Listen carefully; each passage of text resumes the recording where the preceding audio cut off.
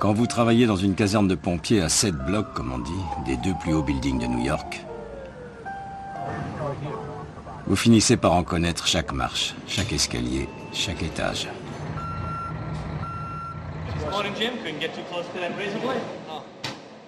Je m'appelle James Hanlon. Je suis soldat du feu à New York depuis 9 ans, à la caserne Ladder One en bas de Manhattan.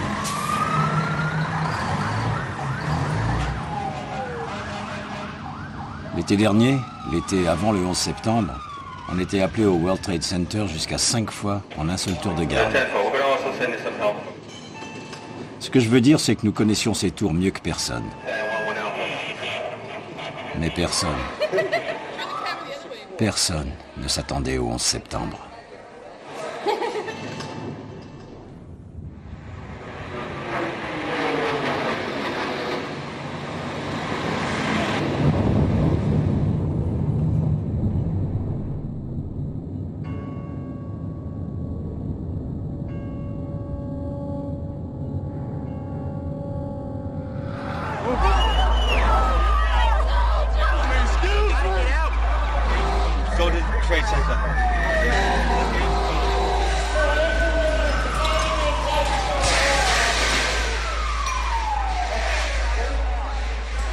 Ce jour-là, des gars de ma caserne, mes meilleurs amis, ont été parmi les premiers soldats du feu à rentrer dans la tour numéro 1 après l'impact.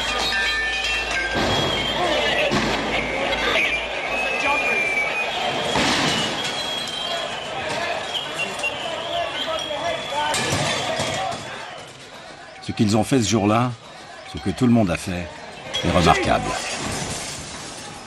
Et ce qui est presque aussi remarquable, c'est qu'ils ont été filmés en vidéo, à l'intérieur des tours, du début jusqu'à la fin.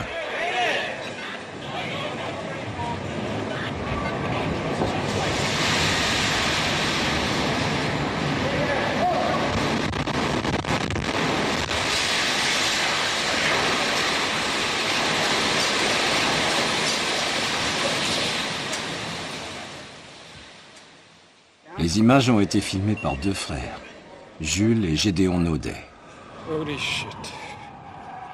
Ce sont des réalisateurs de documentaires et aussi de vieux amis à moi. I don't know. They always say there is always a witness for history, I guess. Or that day were chosen to be the witness.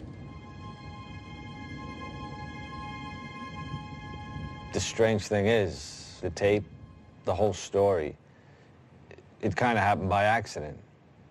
I mean, Jules and Gideon didn't mean to make a documentary about 9/11. We wanted to make a documentary about a firefighter. That's how the whole thing got started. 9, 10, 1, 2, 3. Plus précisément, l'idée était de suivre une jeune recrue. Dans notre boulot, on les appelle les probies. The idea was to show how a kid almost become a man in 9 months, which is their probationary period, where they have to prove themselves. On a fait équipe, et en juin 2001, tous les 3, on s'est retrouvés à l'académie à filmer l'entraînement.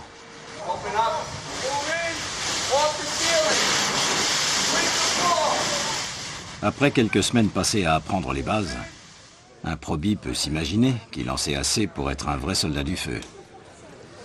Le réveil risque d'être brutal. Can I have the lights, please?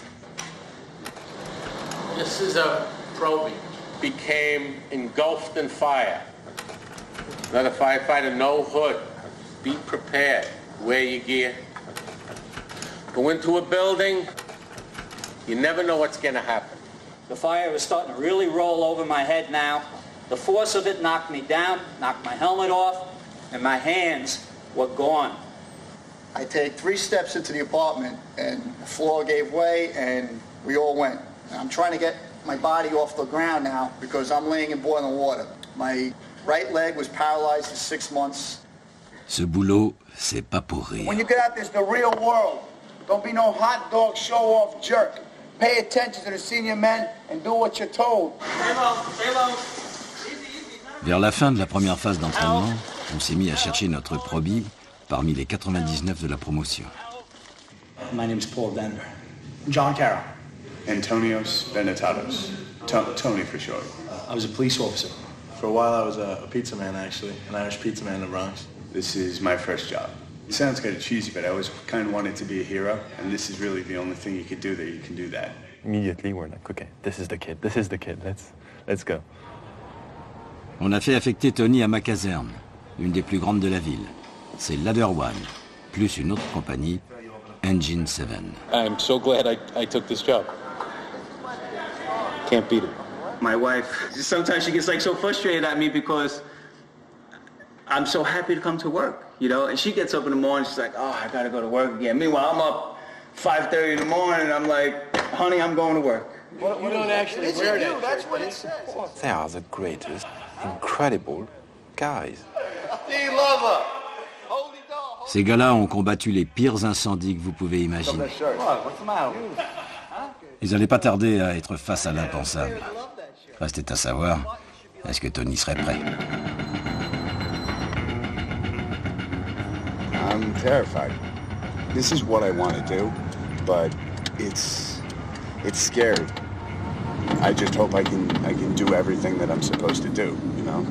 Because I want to help these guys and I want to be a good fireman, but you know, I'm still worried about how I'm going to actually react when there's fire flying over my head. Here goes. What's your first name? Tony. You know you come in on Thursday, right? Thursday? I wasn't sure of that. Thursday night. I am now, sir. Do you need to sit down? Yes, sir. You want to stop calling me sir? I'm a little bit nervous. All right. What am I supposed to do when I come in the morning? Anything I should know? Be on time. I want to make sure I do everything I'm supposed to do. Ce qu'il y a, c'est qu'un probie, ce qu'il a à faire, After the sheets, we change the sheets in the mornings. c'est à peu près tout, plus le reste. More news and traffic coming up. It's 6:22.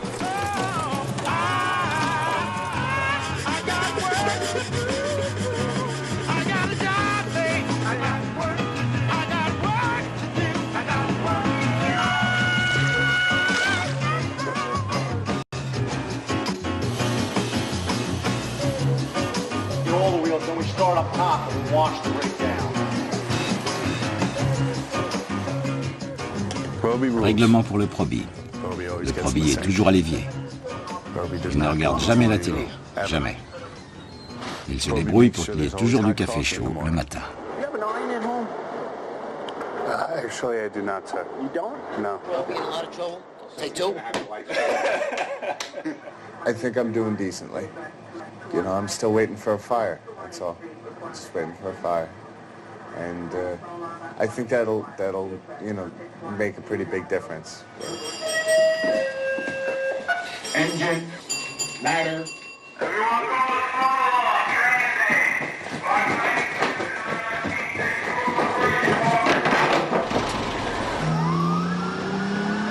Should we grab that big long thing from the back too?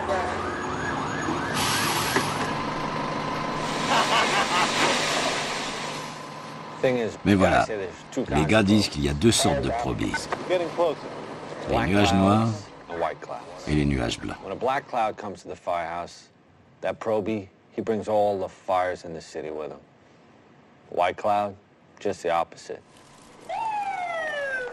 No fires. Comprenez-moi bien, des feux il y en avait, mais pas quand Tony était de service. Ce gosse-là, c'était un nuage très très très blanc. So what do you say? Does it feel like fire today? Or, yeah?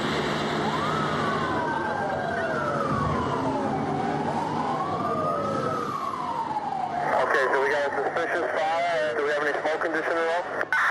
Negative. False alarm. What are you doing over there? So did you catch a job or not? No. I think it was just an elevator smoking. Tony was ready though, right? I was ready. Tony was nervous, of course, terribly nervous. And as the days would pass, Tony, waiting for his first fire, wanted to prove to the other guys, and even more to himself, that he was going to be a real great firemen. Like, Tony. Yeah, I'll be right back. The guys were not going to make it easy on him. C'était pas contre Tony personnellement. Tous les probis y We're gonna passent. break your chops till you laugh about it. Right. Because that's how we do it. All We'll right. tease you to death until you start laughing. Right. No problem. You gotta love this stuff. No, Sooner or later, and you will. Mais avant de l'aimer, ce métier, tu dois l'apprendre. Now, say you got up there now, got your helmet on, your bunker gear, and you got to get your mask on. How you going to do that without letting go? I don't know. When we hit, what's the best way to hit? on one knee. Hit.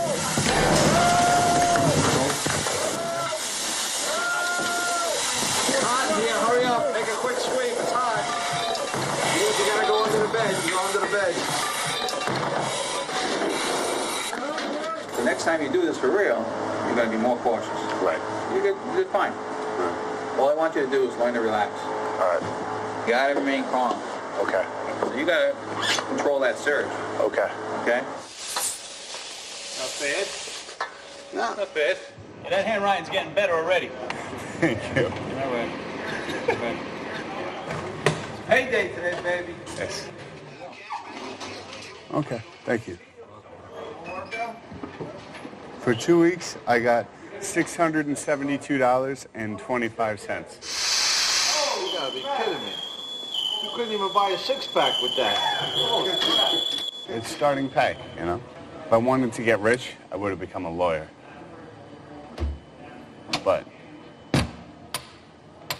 I wanted something that I'd be able to live with for the rest of my life. This I can live with. C'est ce que pensent la plupart des gars. You need to get up in the morning and look yourself in the mirror and say you're doing something with your life. Somebody's in there, hit the door. On fait son métier, on risque sa vie pour aider les gens. Et au bout d'un certain temps, on rentre dans une famille élargie, exceptionnelle.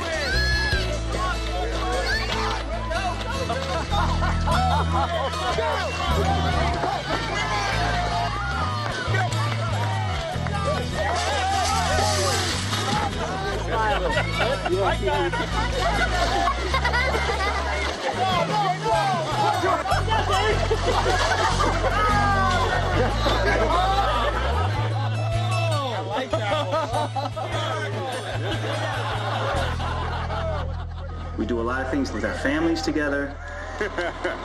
You know, you got a bunch of guys here that just, they want to be here.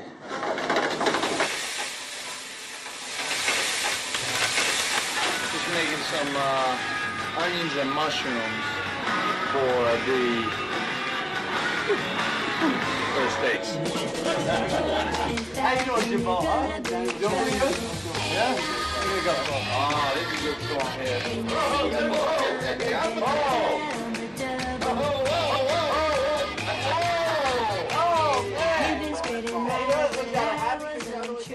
Citez-moi un autre métier où tout le monde dîne ensemble, tous les soirs. Now, Steve, you gotta be tired now.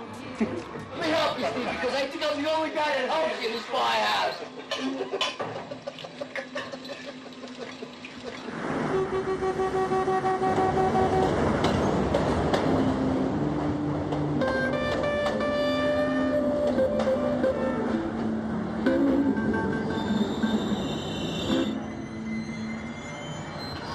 I know it was you, Fredo. You broke my heart. It's been 4 weeks, I think, 5 weeks, something like that. And I'm still no fire. It'll come. Probably when I'm asleep and not ready for it. That's when it'll come. It's 2:30 in the morning, bro. You can sleep. You can. All right. Trust me. When the alarm goes off, they'll come and get you. Engine, ladder.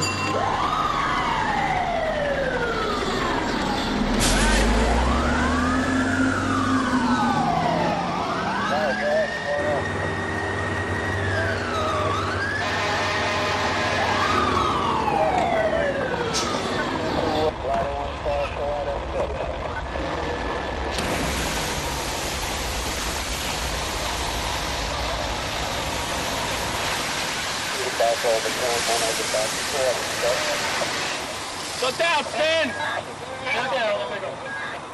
I got to spray water. You're getting closer. There you are, Tony. Look, your first fire. And it was a car fire, no less. That's all right. My first fire was a garbage can fire on West Broadway in Franklin. Ben, c'est vrai, Tony était presque. Mais sérieusement, ça c'était une flamèche. Pas un vrai feu. Hey, Chief, come see his first fire. If they're all like that, it's going to be a fun 20 years. Hey, there's fire over here. Here's the fire, see? Start your line, put out the stakes. By the end of August, we knew that we had a great cooking show, and there were no fires. Waiting for a job, that was a very big concern. But every time we would talk with some of the senior guys, they always told us, well, be careful what you wish for.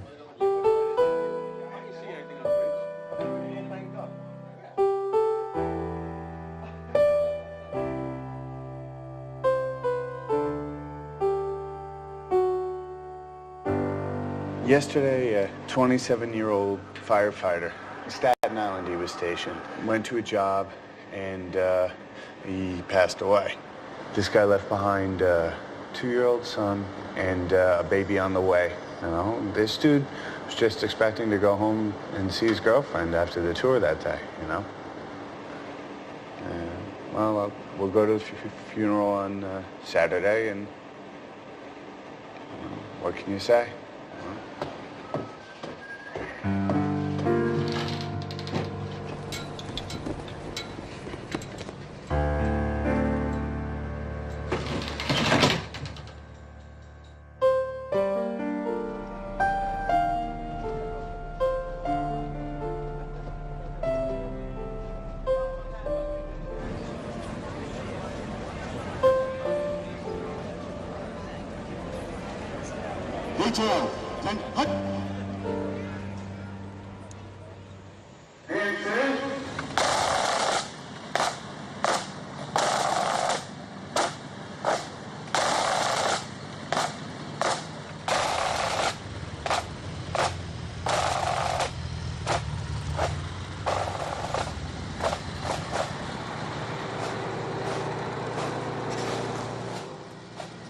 Quand je repense à l'été dernier, je ne me dis pas que les choses ont changé.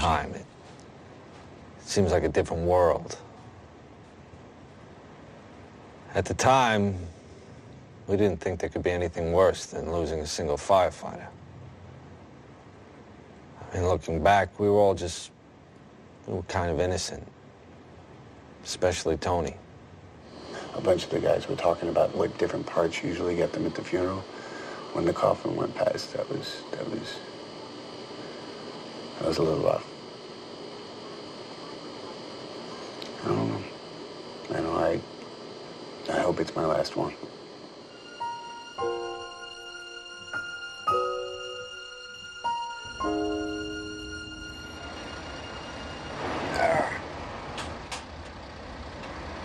So go straight up right now.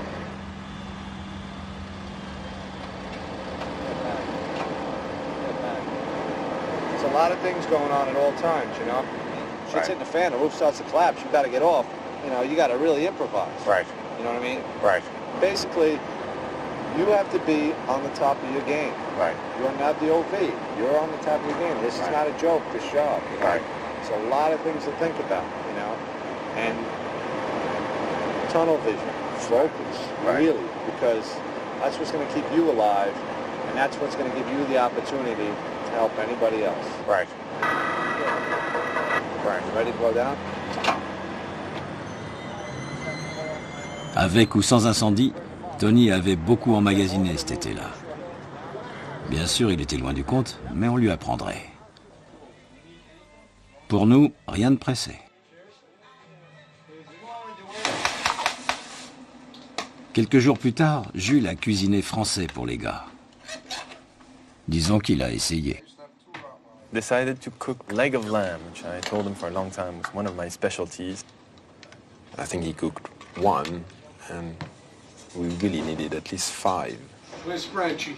A couple more meals like this, we'll be able to share shirts. All right. I got a small piece, so what? Not my mistake.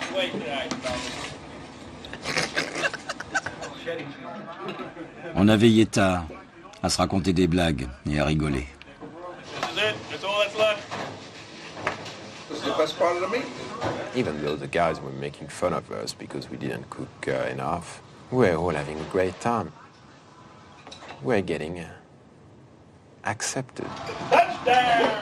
Oh, you were just shaking it in the head. I don't know. We all joked all night long. It was really a great night. Little did we know. C'était la nuit du 10 septembre.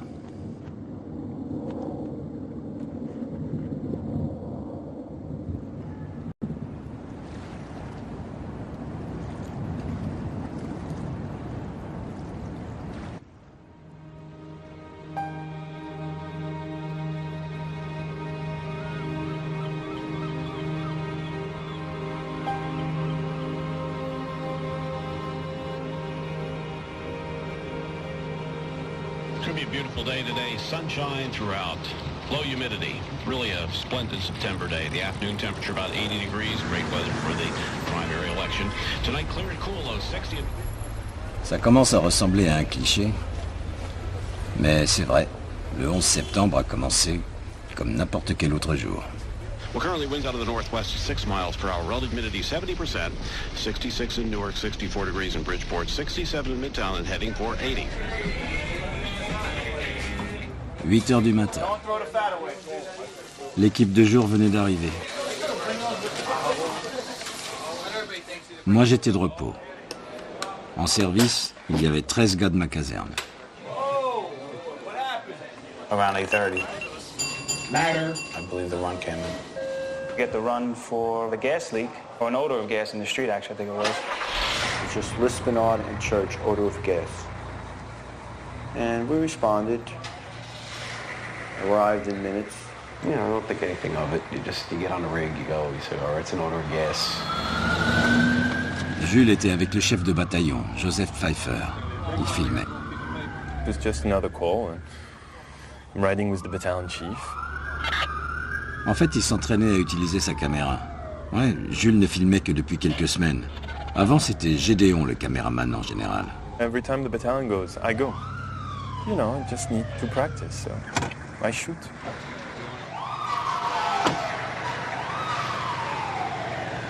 And I don't stop. You want to just check the water gas pop over here? The gas mains right here. Right down. We checked the area with meters, and it was kind of routine and pretty simple. Il était 8h46 du matin. And then we heard a plane come over, and in Manhattan, you don't hear planes too often, especially loud ones.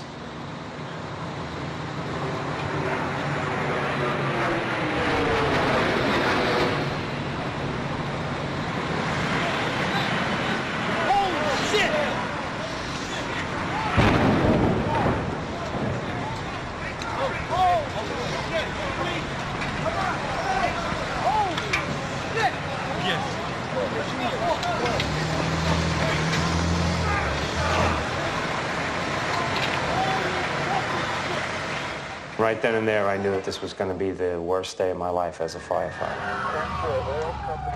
Immediately, I knew this was an accident. What am I doing on this? Go to the trade center.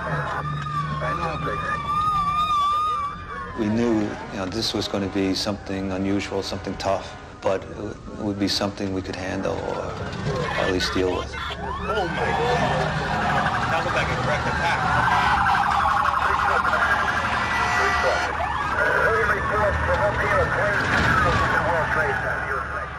Le chef Pfeiffer a transmis le premier rapport officiel. Battalion wants Manhattan. We have a number of floors on fire. It looked like the plane was aiming towards the building. Transmit a third alarm. We'll have the staging area at Vesey and West Street. Yes, sir. probably a 2-minute ride, but it seemed like it was forever because there was a lot of things going through your head. Felt sorry for the people, the people inside the building. What was going to happen, nobody had any idea. We've never experienced something like this before.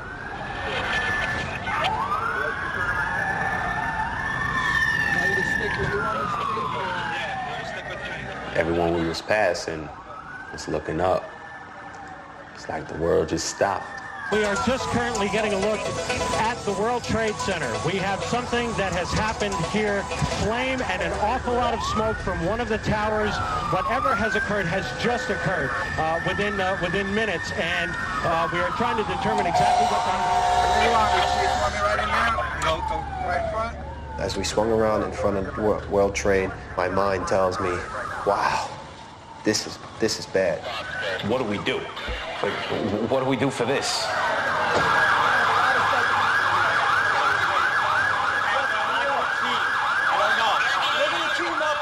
We park right under the awning of One World Trade Center. Chief Pfeiffer puts his gear on, and I remember asking him, Chief, can I come in with you? I want to come in with you. And he says, yep. Yeah, you stay with me. Come in with me, never leave my sight. We got the kid. I go in, and I hear screams, and right to my right, there is 2 people on fire, burning. I just didn't want to film that. It was like, no one should see this. Pfeiffer a été le premier officier supérieur à entrer. Tout de suite, un responsable de l'autorité du port lui a dit que les dégâts se trouvaient au-dessus du 78e étage. Mais il suffisait de regarder. C'était clair qu'il s'était passé des choses, là, dans le hall. You just saw that all the windows were blown out. The lobby looked like the plane hit the lobby. Plus tard, vous allez comprendre que du kérosène enflammé avait coulé en cascade par la cage d'ascenseur. All of this damage was done already. People was all over the place.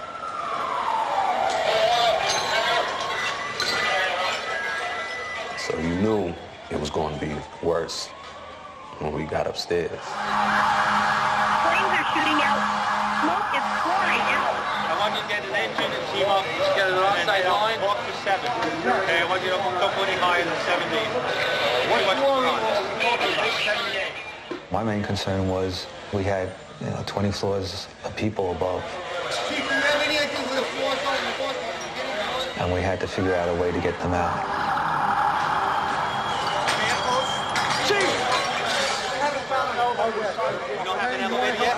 As it turned out, we had no usable elevators.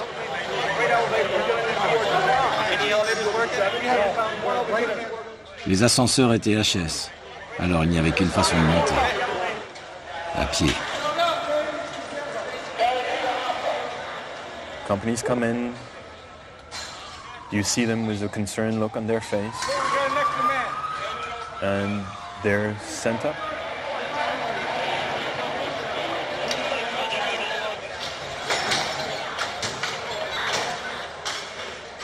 Un pompier et son équipement complet, une trentaine de kilos de tuyaux et de matériel, met environ 1 minute pour grimper un étage.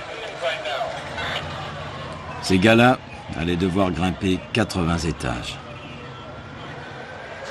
avant de se mettre au travail. I felt the mood that we were going to put the fire out. Everyone seemed to be confident. I know I was. You basically looked at it and said, okay, we got 10, 20 stories of fire. We'll deal with it. We'll get up there. We'll get to it. There are fire crews just screaming into this area from every conceivable direction. Entre-temps, quelques-uns des gradés les plus importants avaient rejoint le chef Pfeiffer. Il dirigeait les opérations. Ils envoyaient les gars dans les étages. Every time I looked around, it was new faces. Some that I recognized, I had seen Chief Pronti, great guy, white hair, mustache, the perfect grandfather that you'd like to have. Remember seeing Lieutenant Fodi, who was working with 9 engine. Said hello and then started going up. Parmi ceux qui sont montés, il y avait le lieutenant Kevin Pfeiffer. Il dirigeait Engine 33 et c'était le frère de notre chef. I just remember we both looked at each other, said a few words, but it was more the look with a real concern that this was going to be something tough. It's going to be a tough job. It's going to be a long job. They'll put it out. That's what they do. La dernière fois que Jules avait vu son frère, c'était 1 heure plus tôt, à la caserne. Pour Jules, Gédéon avait suivi Tony, le probie, dans la tour. When we had left for the odor of gas in the street, for me it was in the engine. And then when we arrived to the trade center, he went up immediately with the guys. So for me, my brother is going up the stairs. En fait, Gédéon était avec Tony. Engine 7, ladder 1. This is firefighter Attentats. Mais Tony était encore à la caserne. No, I was off duty. Il avait reçu l'ordre d'y rester. All available units must come back to the firehouse. Pendant que Tony essayait de gérer les téléphones, This is firefighter Attentats. Gédéon a pris sa caméra et s'est mis en route vers le World Trade Center. Il était sûr que son frère était à l'intérieur et il voulait le trouver. I remember slowly walking down to the World Trade Center. What really sticks in my mind is passing by the people and filming them and filming their astonishment. And the eyes saying, this is not happening.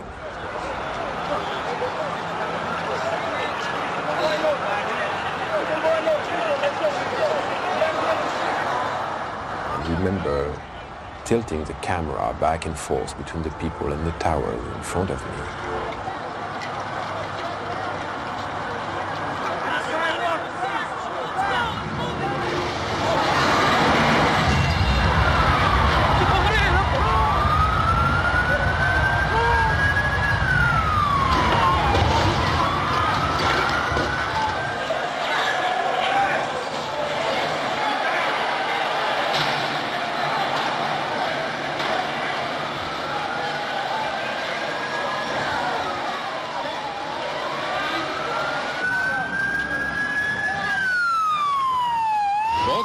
Of the World Trade Center have been hit by aircraft. Both are in flames. Both suffered explosions. There is black smoke coming from both of the towers. It's a horrific scene here. There's debris flying through the air over the East River here into Brooklyn. What appears to be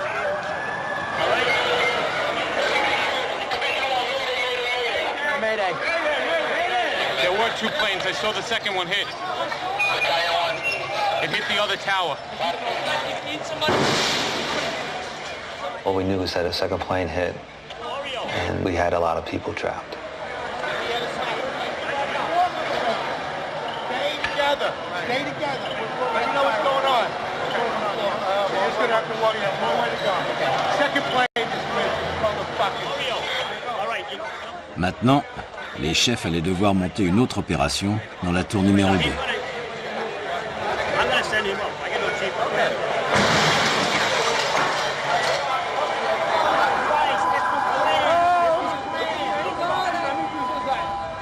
When the second plane hit, that's when you could see fear. Both of them are on fire. You could see it in everybody's eyes. Tell your co-workers to with you. There were people from all over the world in these streets. Different colors, different languages. on those few blocks between the firehouse and the World Trade Center, the entire world was there. There's two aircraft. The first one on one World Trade Center. The second one just happened. And they were all looking at the same thing and talking about the same thing and reacting the same way. You saw a plane going? A plane went straight into the building, right there into the side. Plane? Yes. How big is the plane? Yeah. That was a direct hit. Huge one. There were two planes? Yeah. There's two. One of these buildings. Yeah, I saw the last one. We heard boom in the whole. What are those people going to do? On the second one? All the elevators are blocked out. Yeah. Well, the staircases must still be, right?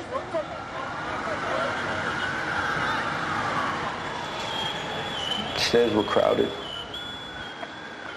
People were coming down burned.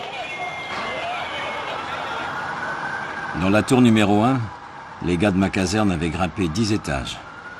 Et ils continuaient. If we did talk, it was to the people coming down, trying to comfort them, tell them it's all right, get out, stay calm. I wound up finding a woman in the C staircase. Her arms were all burned. She was just sitting there, basically in shock. So I picked her up under her arms, and I put her in with a group of guys, and I asked the group of guys to, take it down. I spoke with one person. I think the highest floor that I had heard was about a survivor from the 80th floor coming down. So we know that that was intact. We knew it was going to be a long haul getting up there, and you had to try to conserve as much energy as possible, if that was even possible. I'm hot. I could feel the blood in my neck pumping. I could feel my whole heart, my whole system is really working. I knew we had to get up to help people. We had to get up there. I knew we'd get there, but it was just going to take a while. You're talking about thousands of casualties and thousands of potential casualties.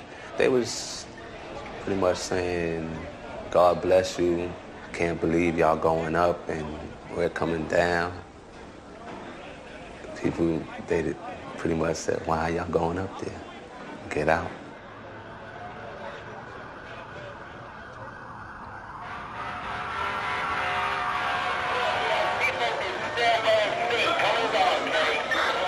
Their concern was to get everybody out.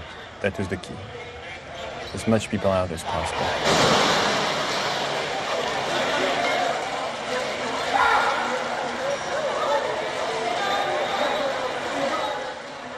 La plupart des gens de la tour numéro 1 sont sortis sur la mezzanine au-dessus du hall.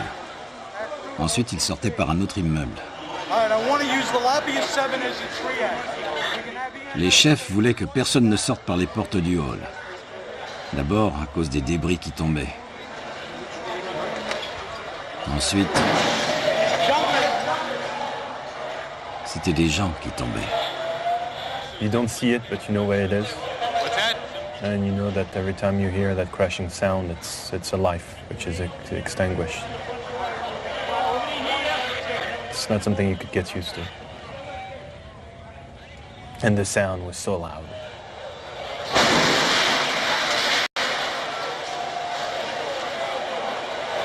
I just remember looking up, thinking, how bad is it up there that the better option is to jump?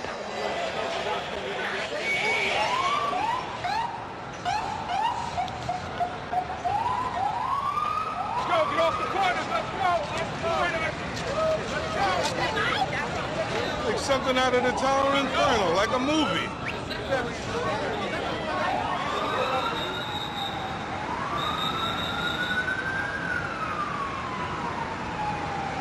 Wins News Time, 9:12, a major disaster in New York City this morning. Breaking news now on 1010 Wins. Well, we now have some insight as to what's going on the air here. The FBI is now investigating reports of a plane hijacking before these crashes we're telling you about at the World Trade Center towers this morning. Rescue crews are making their way to the scene, and all of this unfolding in one of the busiest places in the world, downtown Manhattan.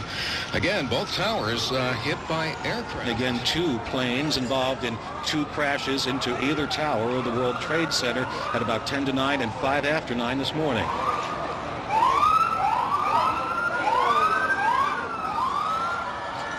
Des débris des buildings et des avions ont atterri à plusieurs blocs.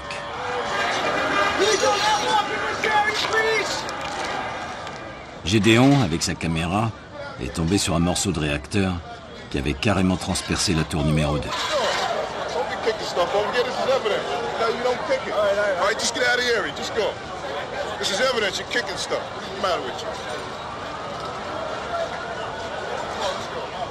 Gédéon n'avait aucune chance d'aller plus loin. En tout cas, pas sans être accompagné d'un pompier.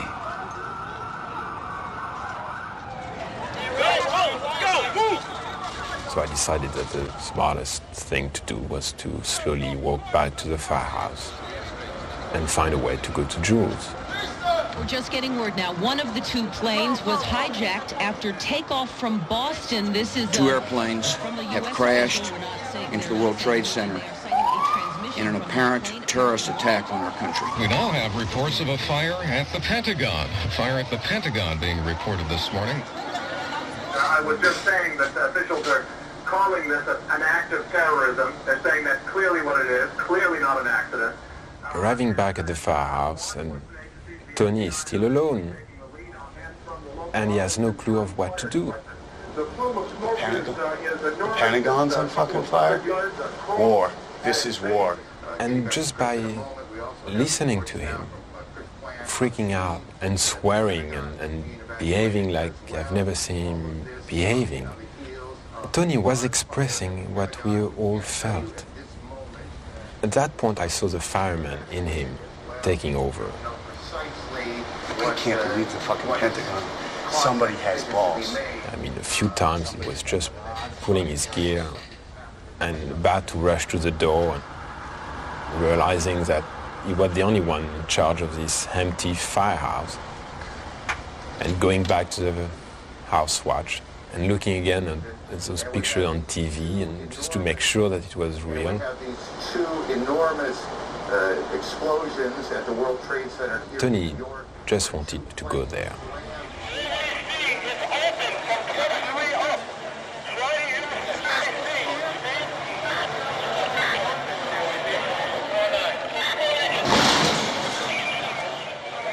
Dans le hall, les chefs essayaient de gérer la plus grande opération de secours de leur vie.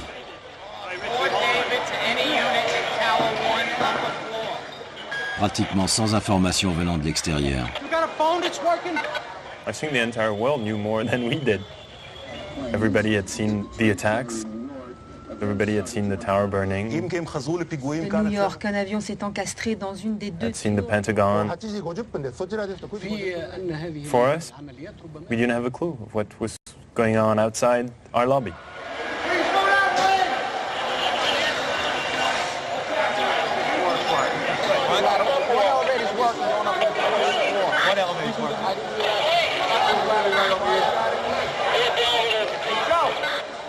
Just like a beehive, that place. Everybody's working on the phone, everybody's working on the radio. Everybody's getting information, sending guys up, getting reports. And just trying to get this thing under control.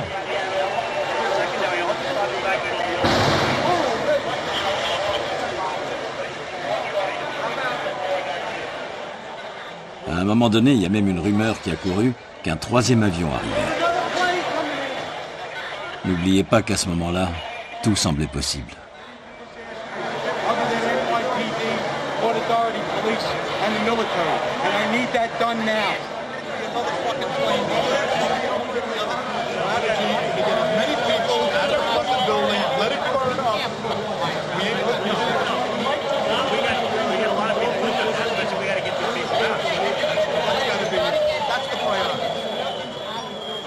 Pour couronner le tout, c'était très difficile de communiquer avec les gars dans les cages d'escalier. Le système interne de communication des tours avait été détruit par le crash. Restaient les radios des pompiers. Suddenly, you have hundreds and hundreds of firefighters that have radios.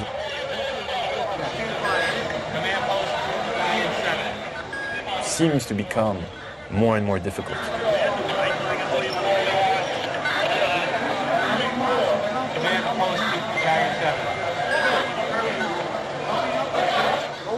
To base. Please provide me again with your location. Is there anyone in this call? Is there anyone in this car? We had one guy from the WTC who was trying frantically to reach anyone on the elevators. 69 car. Anyone in this car? Oh, is there anyone in this car? And going through the list, Hello, is there anyone in this car? and there's about 98 elevators in the World Trade Center.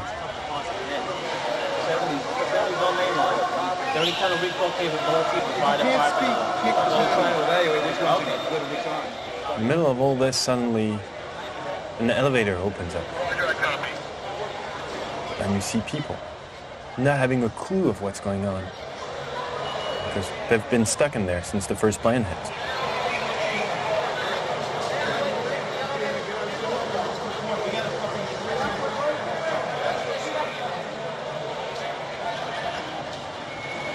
I was seeing the look on the firefighters.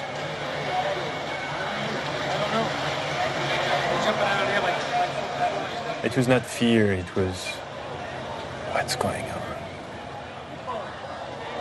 Disbelief. That made me panic a little bit. That made me panic.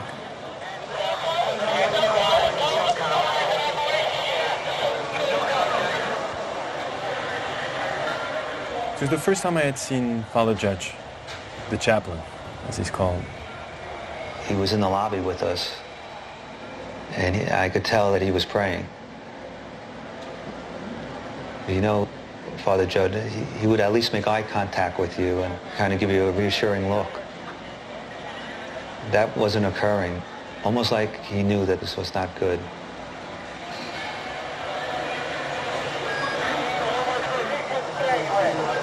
This is a dangerous way to go out.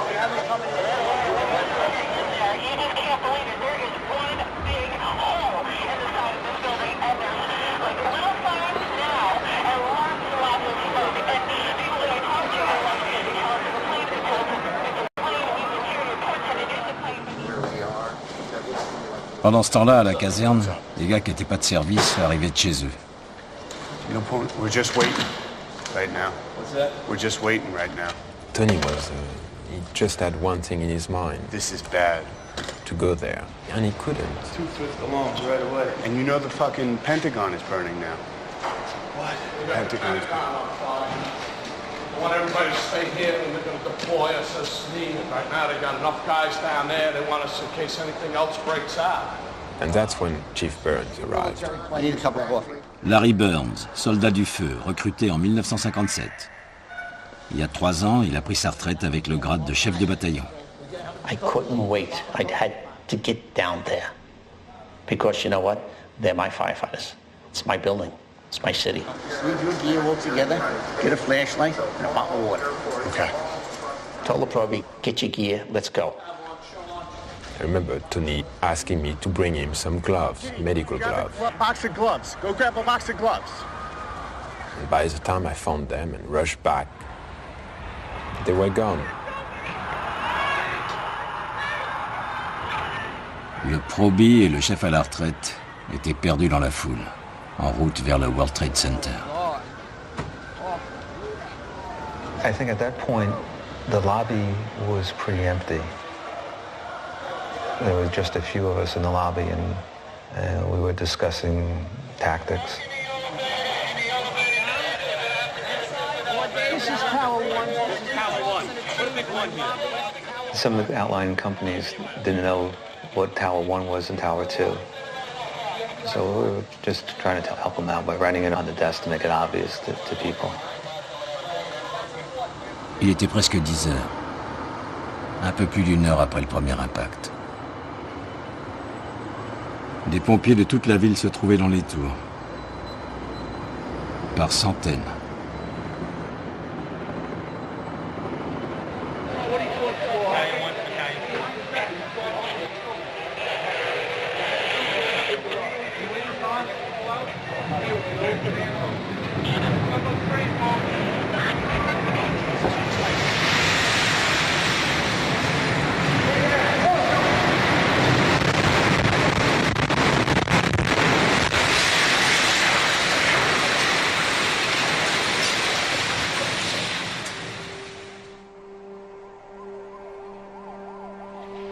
A situation that started bad just gets worse and worse and worse.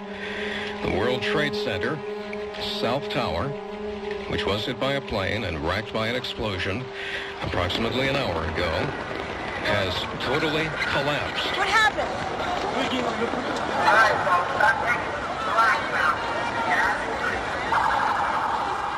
If you're just joining us this morning, you're in for a horrific surprise.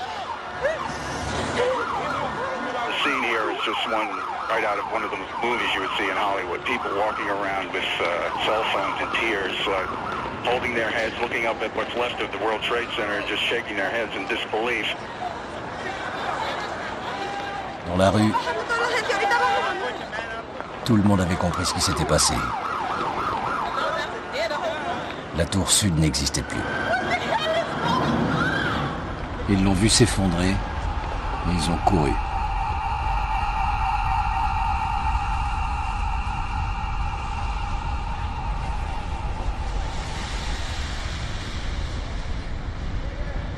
I waited.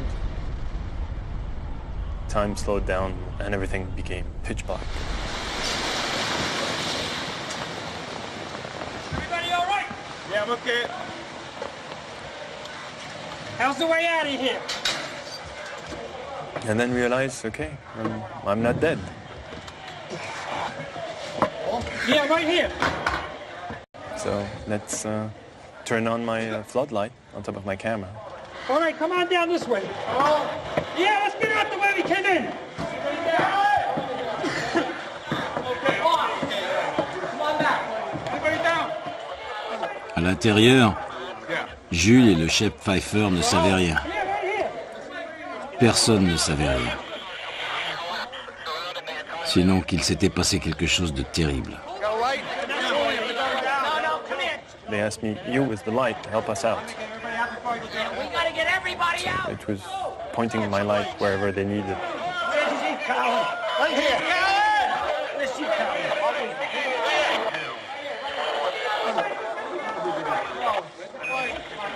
I remember seeing Chief Pfeiffer. Command post from Tower 1. To all units. Evacuate the building. Command post to all units. He gave it right away, very calm, didn't wait. And it was, for him, it was a precaution. It was, okay, something wrong is happening.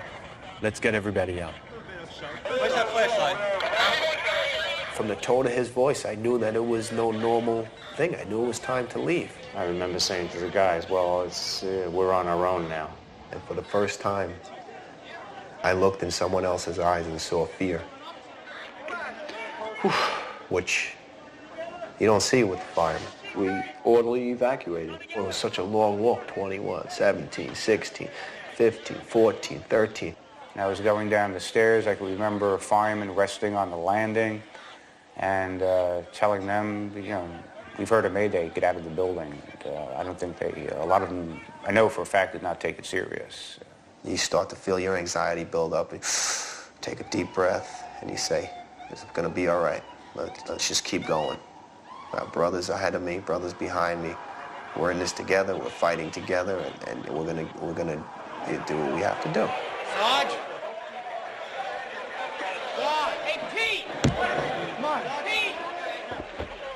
I was not even consciously filming. I was just had my camera by my side and pointing the light wherever they needed. Needed my light to actually help someone, and then I realized it was Father Judge. Guys, here, we need a hand here. We saw him lying at the base of the escalator where we were. And I removed his white collar and I opened up his shirt. And I remember checking for his pulse and realizing at that time he was gone. All right, we got 4 guys.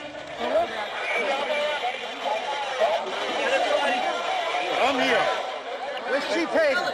Up the escalator right here. Come on. Up right here. Come on. Top of the escalator. Top of the escalator? Top of the escalator.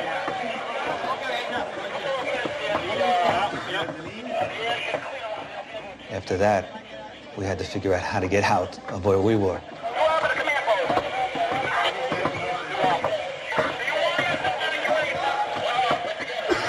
Because if you go out this way, right where we are now, people are still jumping, debris still falling, and it's too dangerous. You cannot go out this way. In World Trade Center, we took a hit on that last explosion.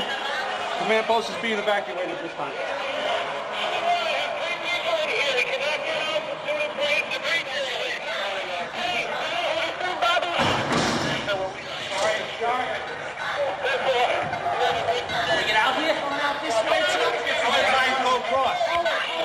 Chief Pfeiffer tells the people carrying Father Judge, okay, stay here. Which way? I told them that I'll be back and wait here and I'll see if the bridge is still here. Le chef Pfeiffer est allé inspecter une des passerelles qui permettait de sortir du World Trade Center. Si elle était toujours en place, c'était leur meilleure chance.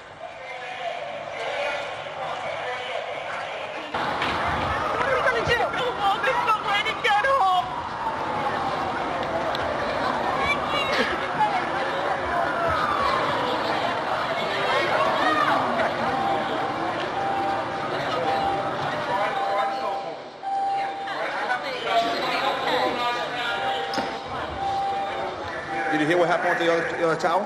You see the tower collapse? The top or the whole thing? It looked like the whole thing, and now what they said was the FBI just came here and they said that a third plane is what did it. Another plane hit it. We'll head down together.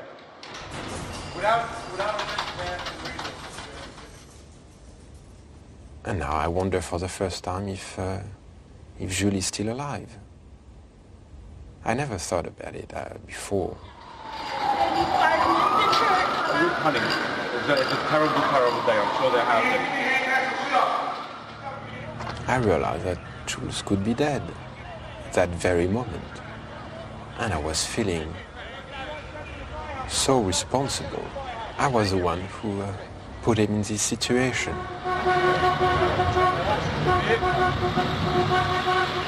I had to find Jules. Gédéon s'est fait emmener par 3 pompiers de repos, déterminés à rejoindre le World Trade Center avec les moyens du bord. Un pick-up.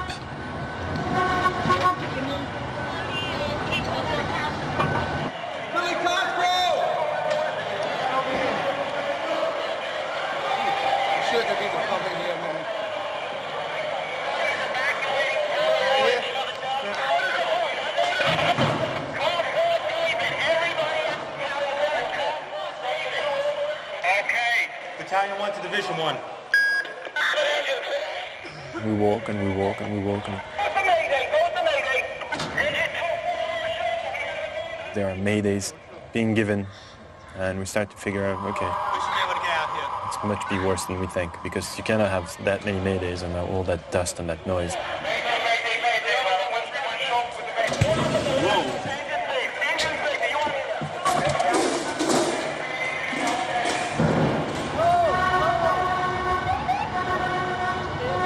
That's when I felt the danger for the first time.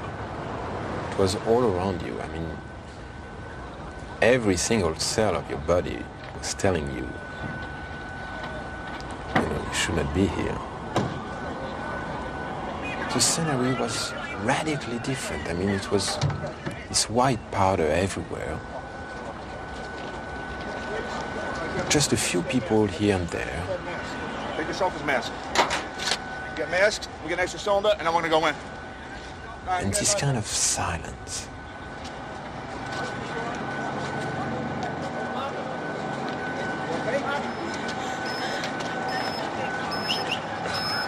You have ambulances straight down.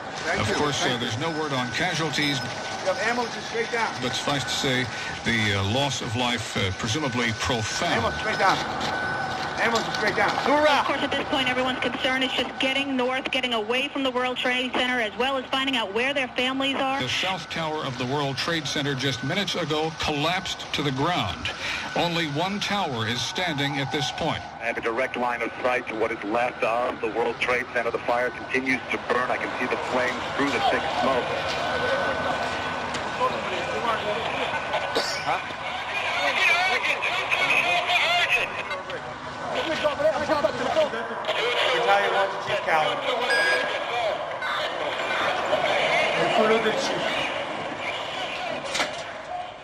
Entre-temps, le chef Pfeiffer avait trouvé une issue.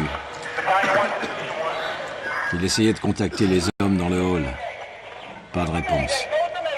So we walked across the bridge back towards the Trade Center. Still trying to call on the radio and not getting through.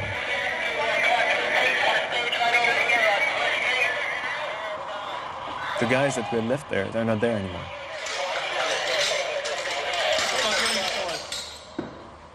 Ils étaient déjà sortis, emportant le corps du père Michael Judge dans la rue, jusqu'à l'église Saint-Peter. Ils ont étendu son corps sur l'autel.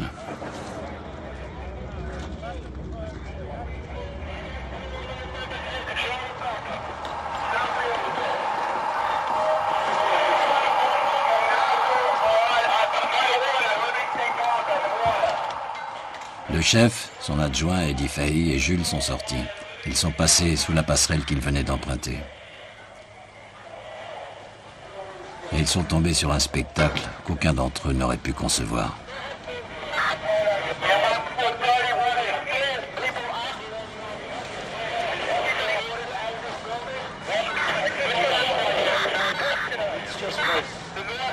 And there's debris everywhere. There's dust covering the entire place.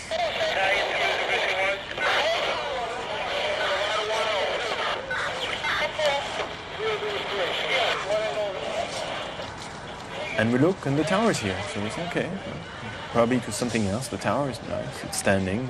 The other one, we can't see it, but it's probably just, on the other side, and no one tells us. We have no clue. Where the Trade Center was just covered with smoke. And that's not unusual for a fire to have a building disappear behind the smoke.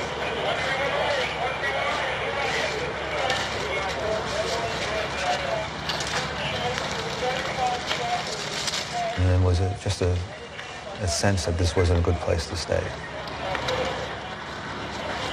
So we walk north.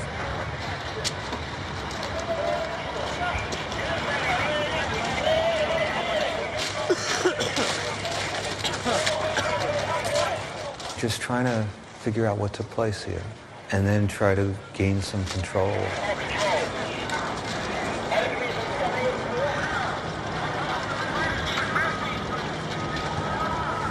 So we started to rebuild some sort of structure.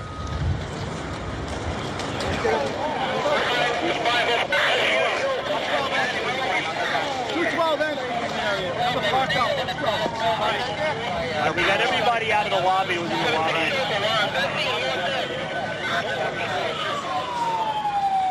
L'objectif prioritaire du chef Pfeiffer était de mettre en place un nouveau poste de commandement et de trouver ses hommes. À ce moment-là, ils étaient en train de descendre les escaliers.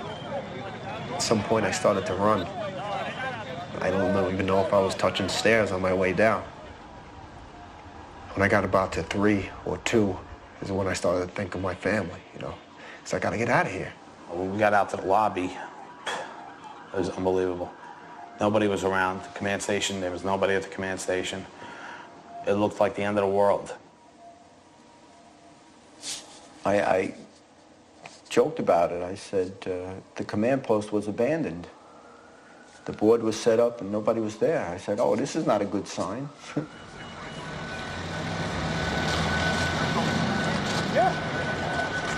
I knew there was nothing I could really do. I mean, I was not a fireman. I had absolutely no medical expertise at all. As just a civilian. But as a cameraman, yeah, there was something I could do. And it was to document what was happening.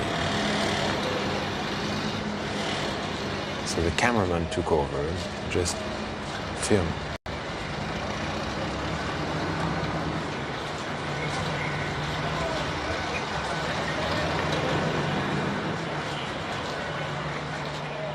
Gédéon s'était approché le plus possible de la tour.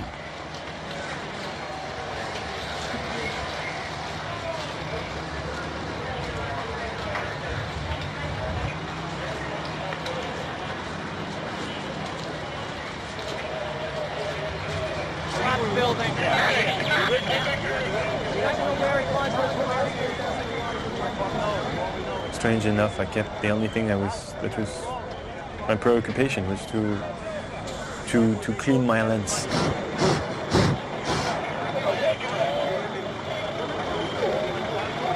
I don't know if it was a way for me to try to focus on something so I can stay away from the horror of the reality, but that was just my obsession. Was my lens needs to be cleaned. Jules était avec le chef Pfeiffer, qui réfléchissait à ce qu'il allait faire. Les soldats du feu de ma caserne avaient atteint le hall. Ils en étaient vite sortis. You know, kind of walking at this point. We knew we were out of the building, felt we were safe. Unfortunately, there were people jumping out of windows. You could see them hitting the ground all around you, debris hitting the ground. I thought we was going to get out the building. The chiefs will meet up, and then we come up with a plan, and then we go back in. That's what I thought it would be something like. Just before I walked out, a fireman out in the middle of the street was yelling at me, wait, wait, throwing up his hands. And that time I waited, and there was a big thud, and then another thud, and there was two people who had fallen or jumped from way high up. Get yourself accounted for with chief touring down at staging. Let's move. Come on, officers. Tout le monde se trouvait dans le périmètre de la tour numéro 1. Il était 10h28 du matin. And then comes that sound again.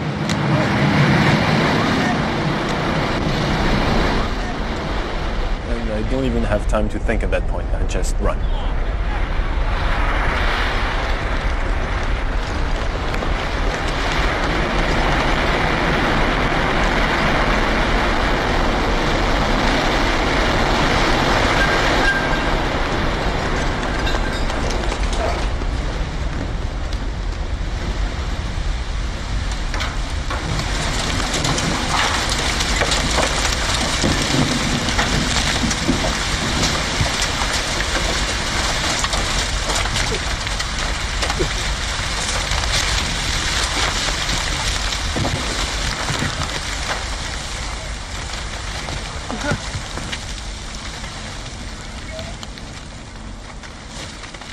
And it's dead silence. There's nothing. No radio calls, no sound, nothing.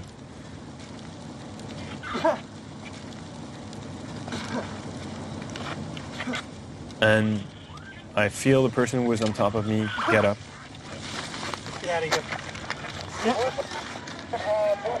You like me? Yeah. And I recognize it's Chief Pfeiffer's voice. And I just realized it's just, you know, it jumped on top of me to protect me from all this.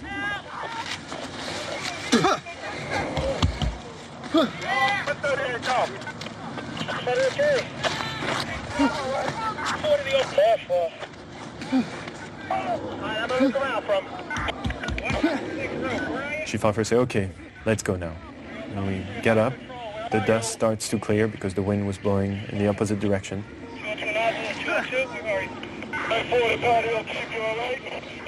After that, it was just trying to literally walk around the block and regroup and walk back to the scene and see what we could do.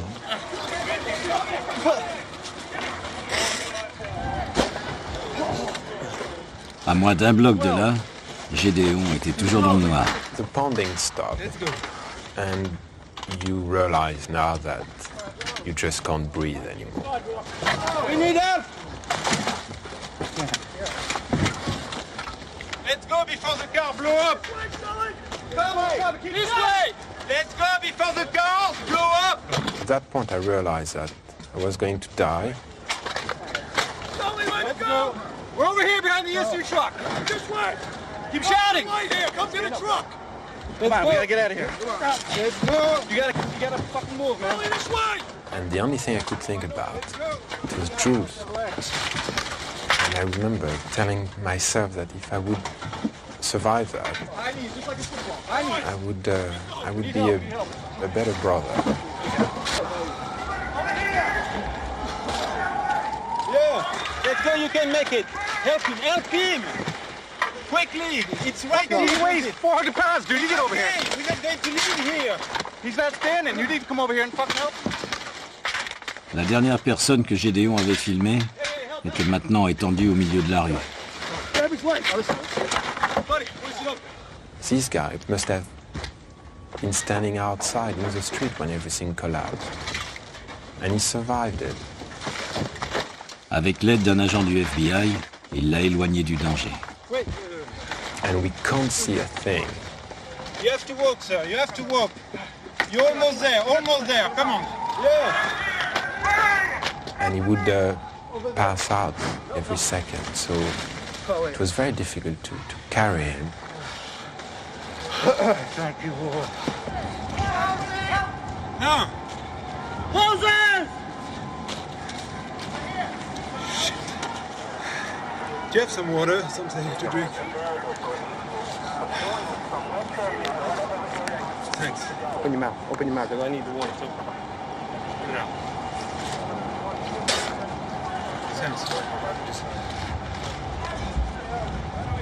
I had been in this street 3 times in the last hour.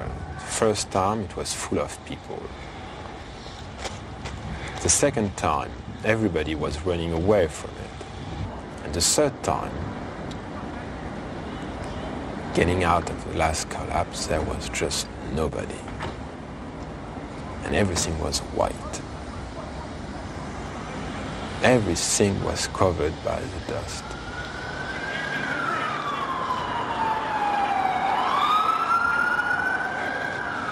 Holy shit.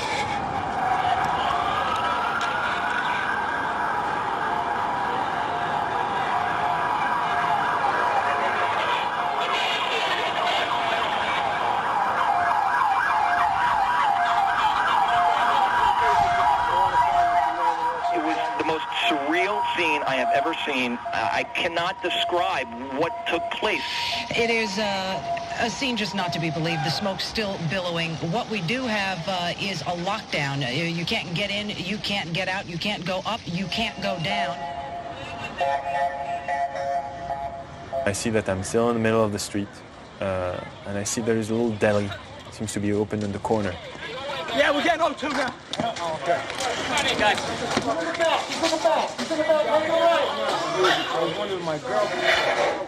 A lot of people injured. Firefighters, bloody nose, things like that.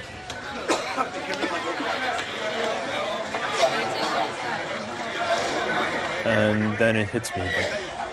But now, where's my brother?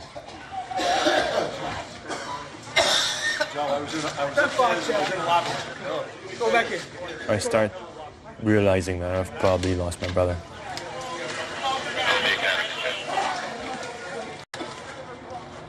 So I try to go back to the World Trade Center. I need to go find my brother. Where are the guys? I have no idea. I was with Chief Pfeiffer. And I'm in the middle of the street walking, and a cop approached me and says, you know, who are you with? I'm with the chief of Battalion 1. Oh, you're Battalion 1? Yeah. You got ID? I don't have ID. I have my letter from the commissioner. Take your letter and your camera and get out of here. All right? Go. So I go back up, walk north, not really knowing where I'm going. Police department? No, they're making a documentary on the fire department. Come on, this ain't fucking Disneyland. Let's go.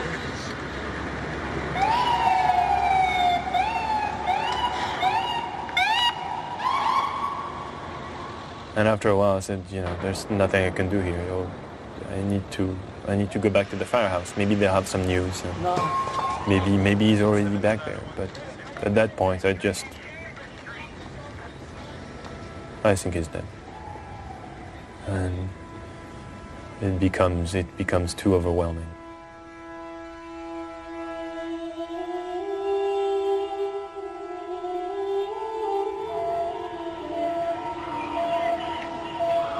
Walking back to the firehouse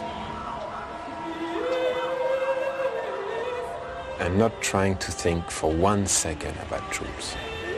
That was too much.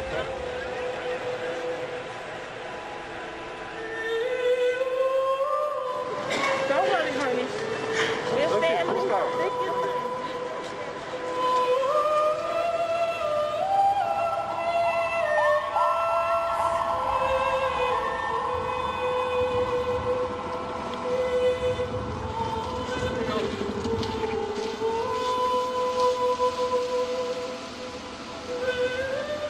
Everyone's asking me, what happened? What happened? I said, hell.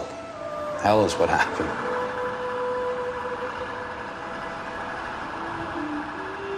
It just came down, and it wasn't supposed to come down.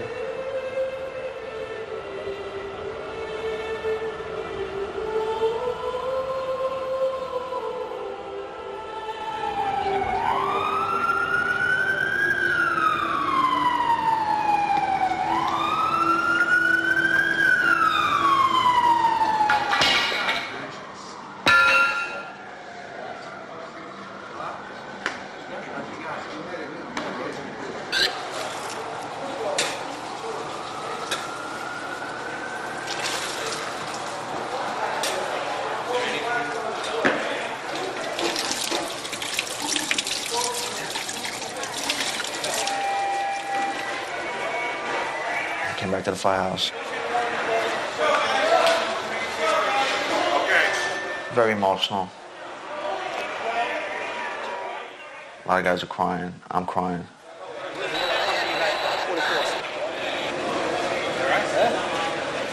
Where the fuck am I? I couldn't get back in. They wouldn't let me off. Well, leave the oxygen.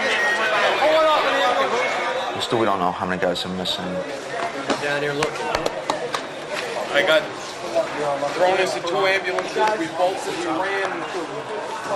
I never got so many hugs in my life. They were glad to be alive hugs. It was a great thing to know that people were surviving this. I thought you guys were dead. Not the only one. I thought I was dead. We lost so much in that 2-hour period. How you doing, all right?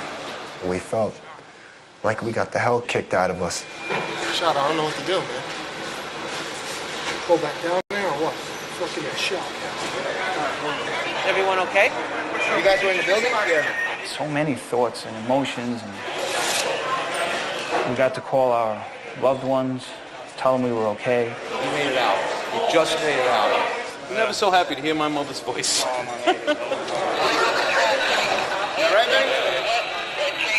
Little to little, the guys started to come back, one by one. Again, the cameraman would just film. And it was just like, you heard the ground rumble, and it was just fucking debris was just chasing you. We were running, hauling ass. So it was just filming them coming back and asking them if they had seen Jules. And nobody could answer this question. What's up? It was extremely frustrating and annoying. One guy from the firehouse came to me and I asked him, you know, have you seen Jules? Do you know where he is? And he looked at me and he said, yes, he's behind you. And I turned over and Jules was there in the firehouse. I didn't even see him coming in. And it was like meeting for the first time.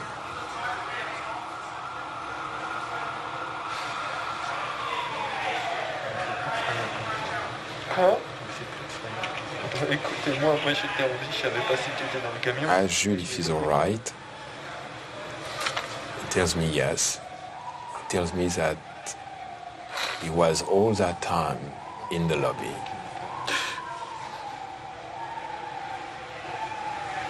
I never thought I was be so happy to meet my brother, that's for sure.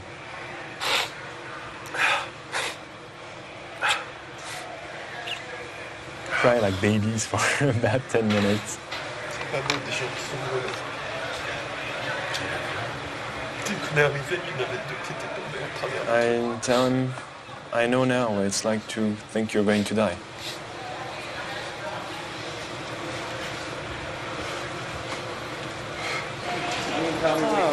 Fuck, man. We're worried about you. You don't know what happened to you guys. Oh, God. Everybody's all right. Everybody's accounted for. Right here. You got everybody? Right here. Everybody's accounted for? Just an police. You all right? What's up, Patty? I can't believe we all made it out. How did we make it out of that building? 30 seconds. Another 2 flights higher. Why am I alive? So many others are dead.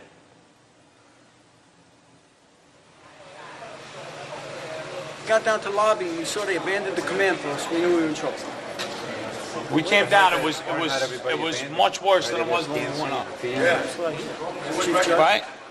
We went up and they had everything set up. We came down. It was desolate. It was like, holy shit. We came down to the lobby. It was like the first in the wars. There was nobody there. Where the fuck? What did we do? We made it outside. We made it about a block. We made it at least 2 blocks, and we started running, floor by floor, instead of popping out. It was if they had detonated.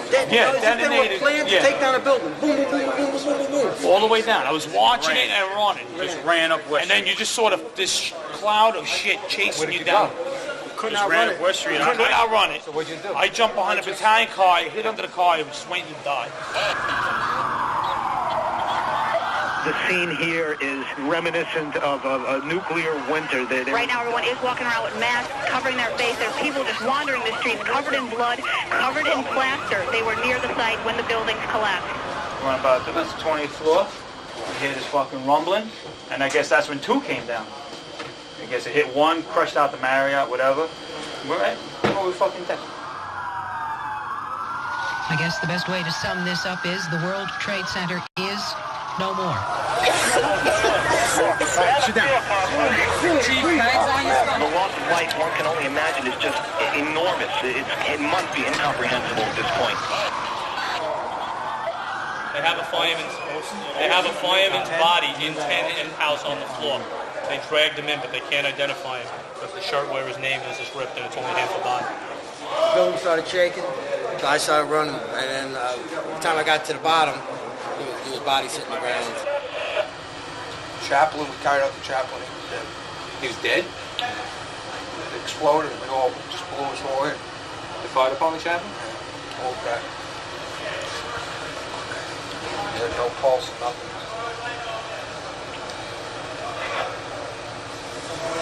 The way we lucked out, we were in 1. 2 fell first, and then they told us to get out.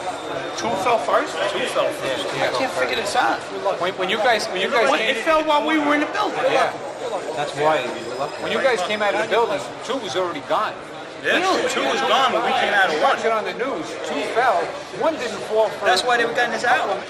The United States will hunt down and punish those responsible for these cowardly acts. I'm going to want a list of the New York City firefighters and officers that are willing to go back to work again. Okay, we probably won't be leaving for at least a half hour, but I want to get a list. And then I don't know why myself and the other guys were picked to survive this. You're going to need masks down there. In a way, I feel that there must be a reason. And then we'll leave as soon as we get the order from division. What am I supposed to do to earn this? It's not easy being a survivor.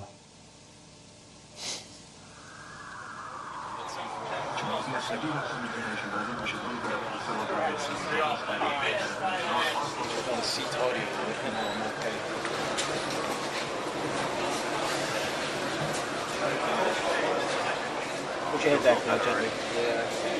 Okay? Yeah. Oh, that day changed everything. I think I got fibers in there. You got fibers in there. When I came back that day to the firehouse, one firefighter came to me and he said, you know, yesterday you had one brother. Today you have 50. Good to see you.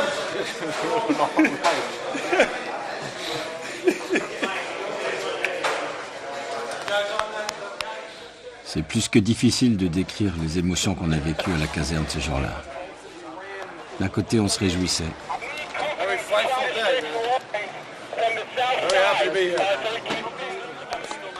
On ne sait pas comment, mais les gars de notre caserne s'en sont sortis.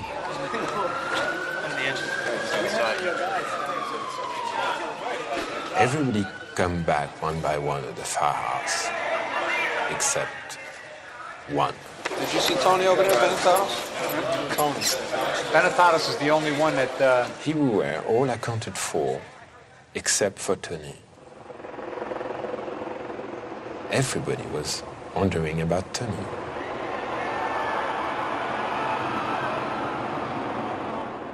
Et en même temps, on savait que des centaines de pompiers, des milliers de gens étaient forcément morts dans ces tours. Et plus le temps passait, plus on était certain que Tony Benetatos en faisait partie. Hey guys, Deputy Chief Hill called. First Division, he doesn't want anybody else down here right now. They got 1 million guys that are standing around doing nothing. So it's a direct order from Hill. I'd come in from home, and yeah, we were ordered to stay at the firehouse. Mais la vérité, c'est que les gars voulaient y retourner. Ils voulaient chercher les survivants. That fucking mentality, get in there, get in there, get in there, get the people out. It's bred in you, it's programmed into you. Moi aussi, il fallait que j'y retourne. Il fallait que je retrouve le môme.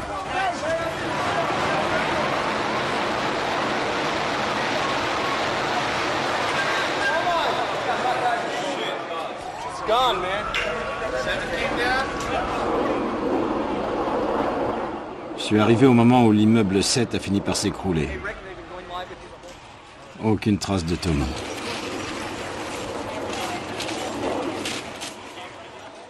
Il devait être 18h, 9h après le premier impact. Tony est arrivé, tout simplement. I watched them like a daze. They were all like, hey, it's Benetatos, you're all right. What's wrong with your hand? Anything? No. No? Yeah. You all right? Yeah. Chill out. How you doing? You okay? Yeah, I'm all right. What happened on your end? I was in the building. Were you? Is everyone from the house? Everyone? Everybody accounted for. Sit down over there, grab some benches. You want something to drink? Want something sweet? How you doing, Tony? Mind if I have a seat there for you? All right? So everyone's accounted for? What do you want here? Everyone who was out at the box? You were the last one. You motherfuckers, man. I was so sure you dudes were dead. I'm fucking digging through shit. And you fuckers are chilling here eating oranges? And I'm roaming around looking for you. The last one that went out there came back, and we were all okay. I left here right after the first collapse. Il s'avère que Tony n'avait pas quitté Larry Burns de la journée. Le probi et le chef à la retraite. Quand la tour numéro 1 s'est effondrée, ils y étaient.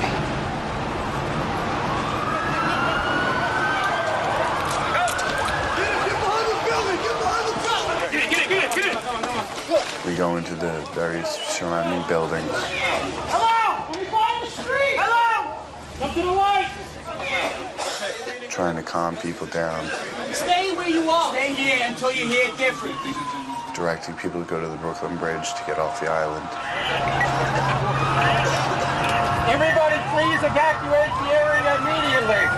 There's people crying. People injured. The one that sticks out in my mind is there's a guy, his arm had gotten like severed here, and he was holding his right arm and his left as he was running. And he was screaming as I was like, I need a medic, I got a bad bleed. You know, and that kind of shocked me. We kept going. I checked all the rigs. There were rigs crushed, paramedic trucks covered with rubble, flipped. Fires burning everywhere, huge fires. That whole day I just searched through rubble, lifting things up, checking underneath. It was hard for him. It was very hard for him. He's only been a firefighter for, a couple of months. But he proved himself that day. To all the guys, yeah.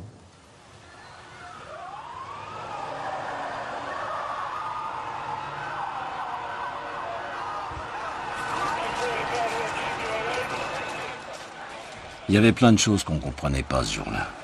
Qui nous avait attaqués? Comment? Pourquoi? Mais ce qu'on savait, c'est que plus rien ne serait jamais pareil.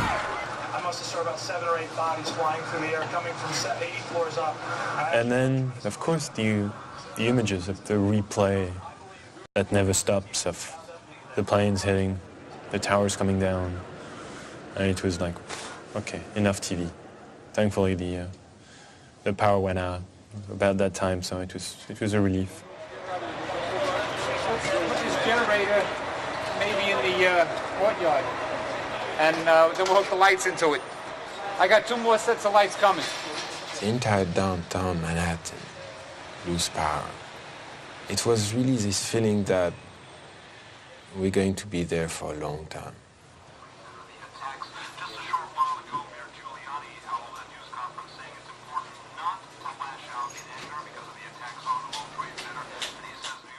Ce soir-là, à la caserne, on a essayé de digérer.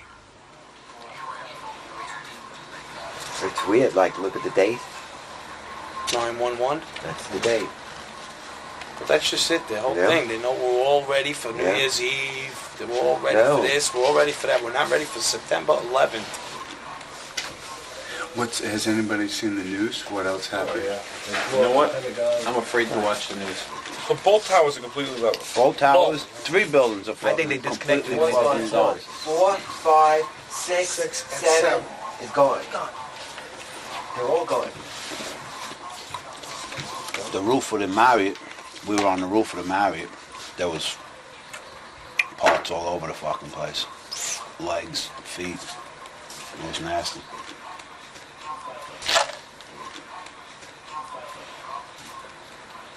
You all right, brother? Yeah, I'm all right.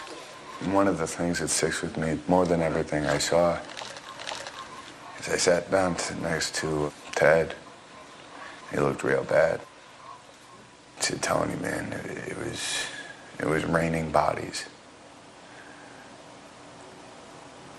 And just the way he said it, man, the man had been through hell. Good evening. Today, our fellow citizens, our way of life, our very freedom came under attack in a series of deliberate and deadly terrorist acts. It's a very depressed, dismal, miserable mood. Hundreds of your firemen, thousands of civilians are gone. As quickly as you blow out a match, they're gone. Flip a switch, they're gone. That's it. These buildings came down. Gone.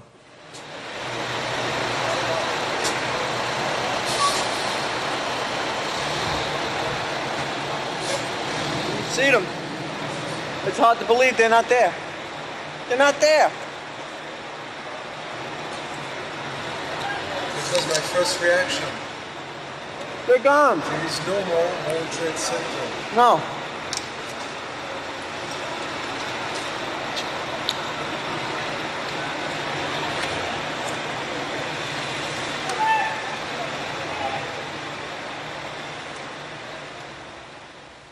It did happen, right? It's not something that I'm going to close my eyes and open them again and I'm going to see the tower, right? It's not there.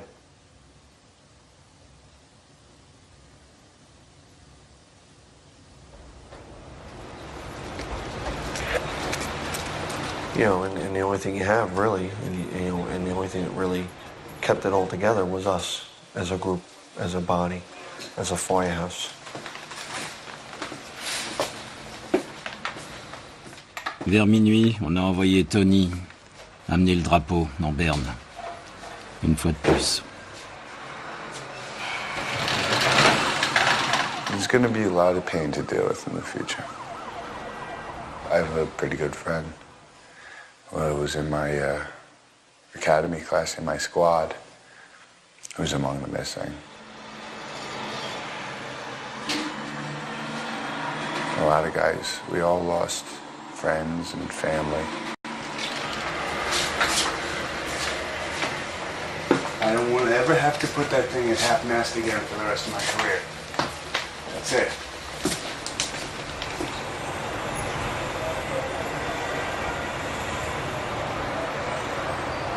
Until the recall ends, it's 24 on, 24 off, 24 on, 24 off. On nous a informé qu'on allait commencer les fouilles dès le lendemain matin. Certains des gars qui étaient mariés et qui avaient des enfants sont rentrés chez eux pour quelques heures. Ils savaient que ça pourrait durer plusieurs jours avant qu'ils revoient leur famille. My son was sleeping. I picked him up and I put him in my bed, and I wanted him to be with me. And normally I would take him out of my bed and put him in his own bed, but this night was the opposite. He didn't mind that. He actually had a big smile on his face, and it was wonderful to see that smile again. Probably the best entrance I ever made to a place.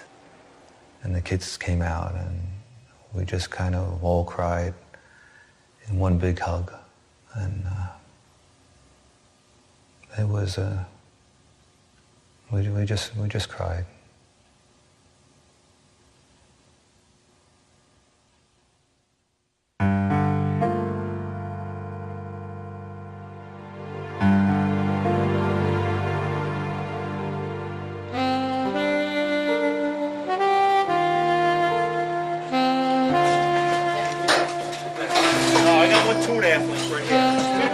Out here, what's up, old line? Okay, just gonna climb up there. Keep the 3.5 in the middle so we Came back to the firehouse the next day. I couldn't wait to get back, actually, because I wanted to get down, and I figured, well, we're gonna have plenty of people that are gonna be trapped, for sure. We're gonna get them out. We always do.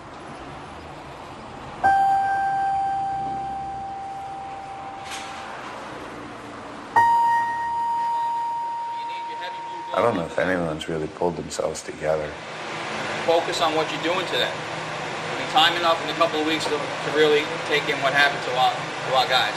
But today you must focus on what you're doing.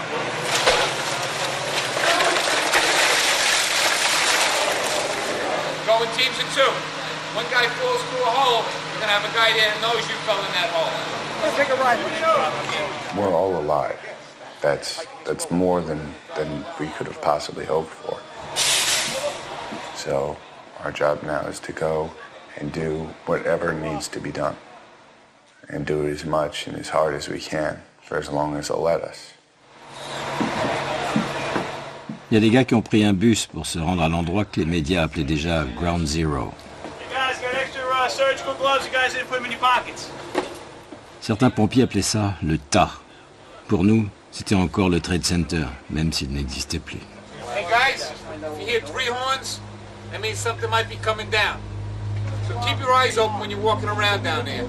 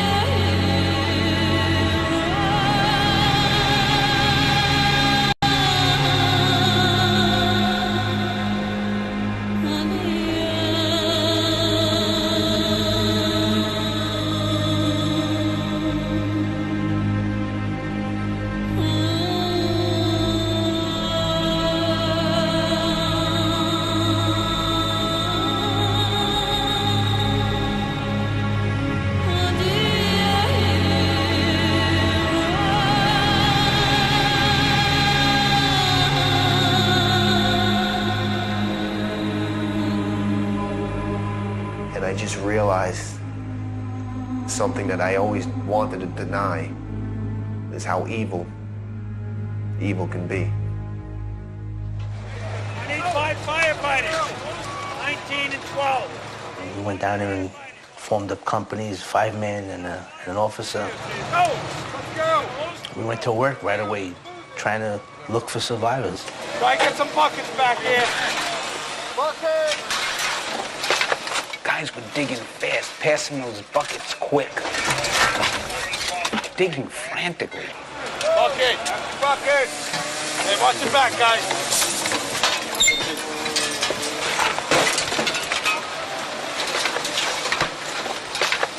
We'd be digging, and all of a sudden everybody would say, quiet.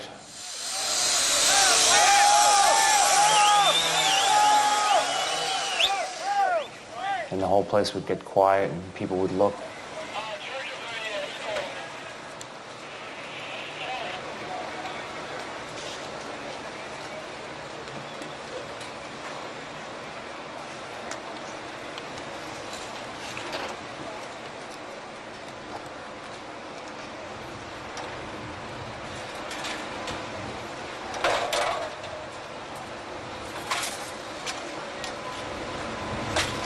Hello?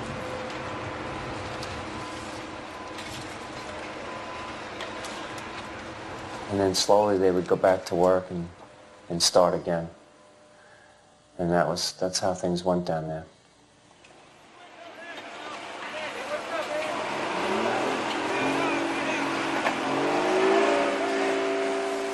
I remember the first time I went there, it was like, you know, gateway to hell.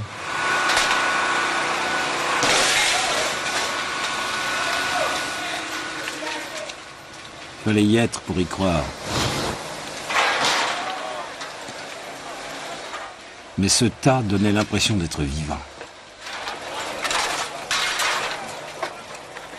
Ça bougeait, ça tremblait. À chaque pas, on risquait de tomber dans 10 ou 15 mètres de vide.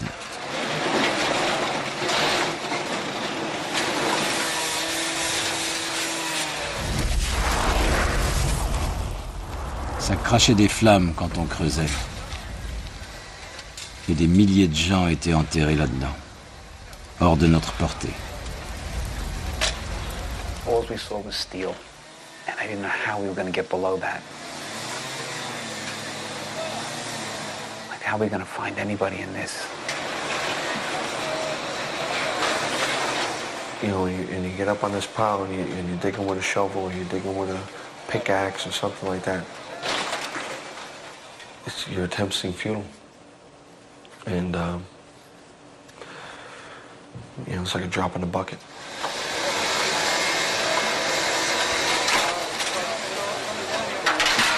But you believed in your heart there was somebody down there. And if you could have found one person, you know, that was well worth it. Need more water!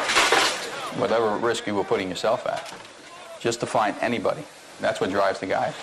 Try to get some buckets back here. On dégageait ce qu'on pouvait à la main. Ensuite, les métallos arrivaient. Ils découpaient les poutrelles et les enlevaient. Et nous, on recommençait à creuser.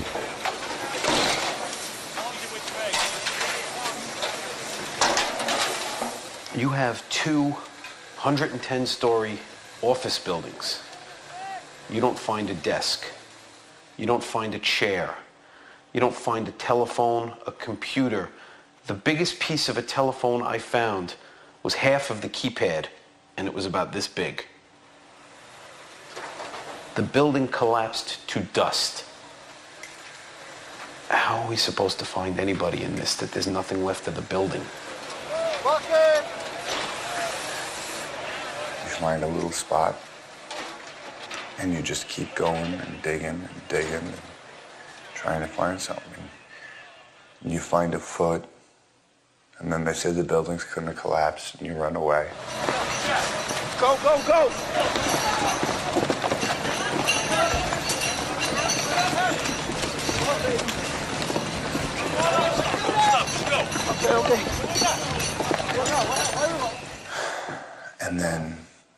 go back and mostly just dug.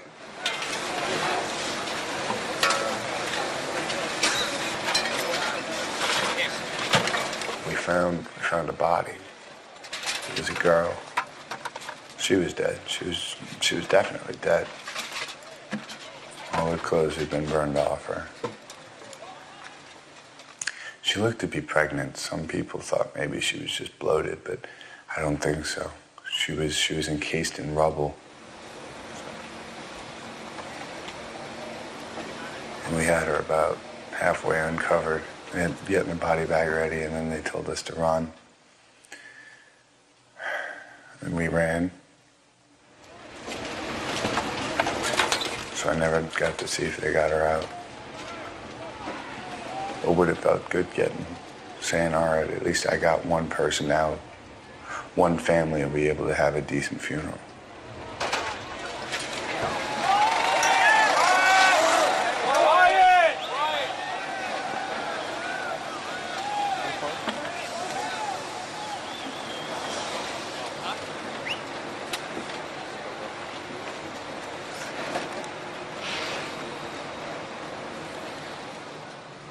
Notre première rotation a duré 24 heures.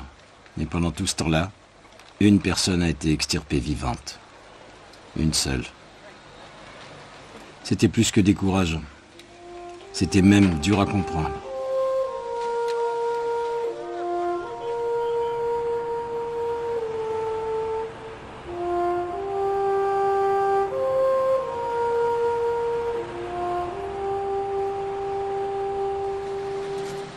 En revenant vers la caserne, c'était bizarre. Les gens nous acclamaient. Mais je vous assure qu'on ne se sentait pas des héros. Tous les jours, des gens qu'on connaissait pas du tout s'amenaient avec des provisions.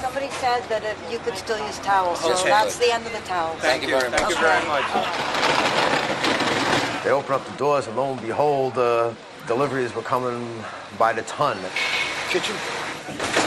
Or just go right around that corner, just dump them on the floor. You can't eat all the cookies they're giving you.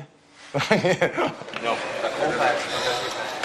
I know it's early in the operation here, but I just wanted to thank everyone for all the hard work that they've been doing. How we're here, only God knows. But again, guys, thank you so much. You have no idea how much love I have.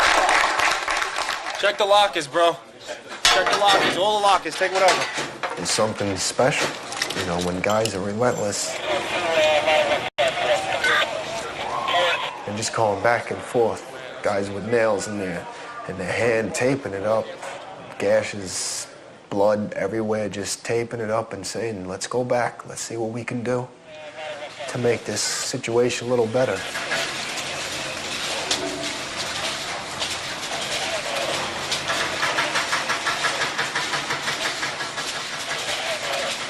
There's got to be people down there still alive. There has to be. Vous savez, on essayait de garder espoir. Et on cherchait partout. On s'est même glissé dans les magasins et dans les tunnels de métro, sous le site.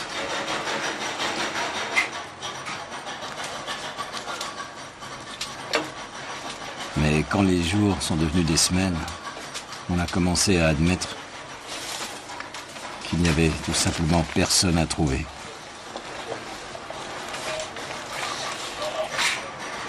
Pourtant, on ne s'est jamais arrêté.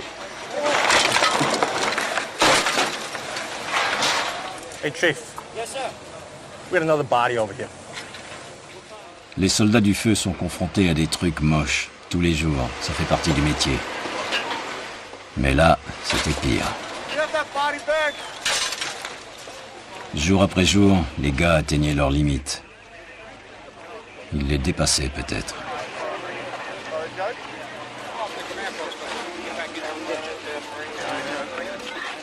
A lot of guys don't know if they're going to do the job anymore. I know it's either this or the Army now. And I like saving lives. I don't like taking them. But after what I saw, If my country decides to send me to go kill, I'll do it now.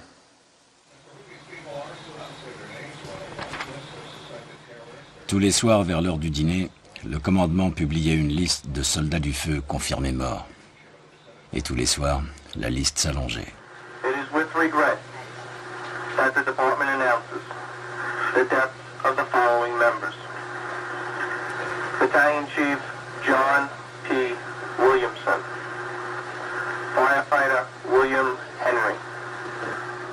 Firefighter Eric T. Allen. Firefighter Manuel Mojica. Firefighter Lawrence J. Virgilio. Firefighter Timothy Haskell. Firefighter Thomas P. Hannison. Firefighter John A. Ventura. Firefighter Sean Henry.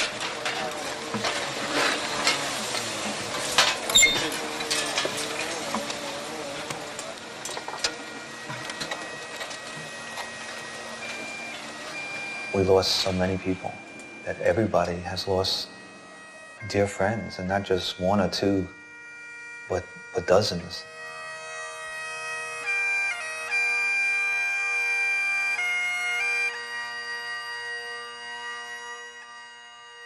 À peu près tous les jours, il y avait une cérémonie funèbre pour un gars qu'on connaissait. Certains jours, 2 ou 3, parfois 4.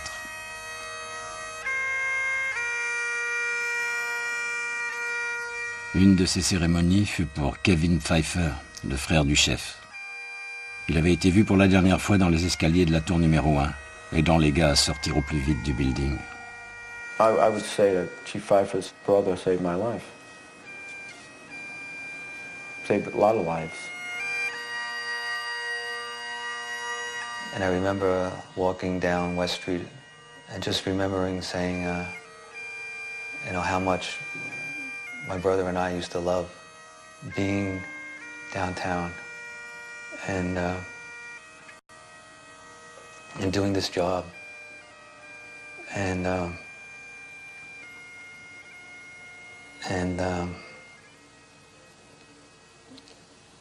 how now I didn't love it anymore.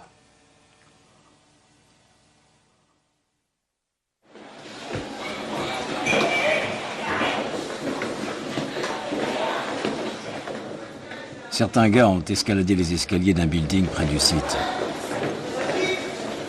Mais pas pour éteindre un feu ou sauver des civils.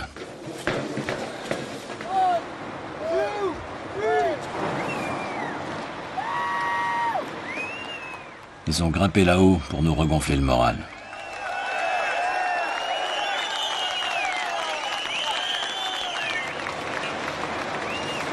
It's like our moment in time, our disaster to handle. Every generation's gone through it.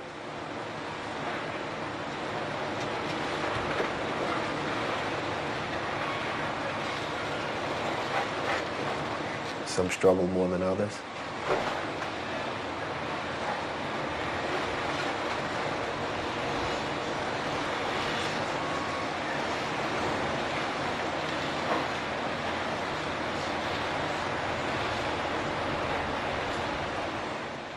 We just have to try to take it for what it's worth and go on. As you see, little by little, life is starting to go on.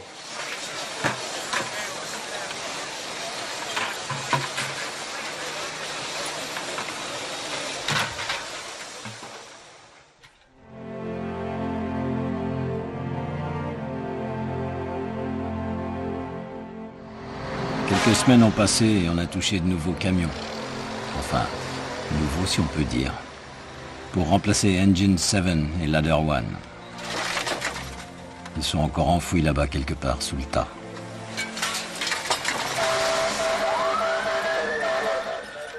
Et puis on a recommencé l'émission.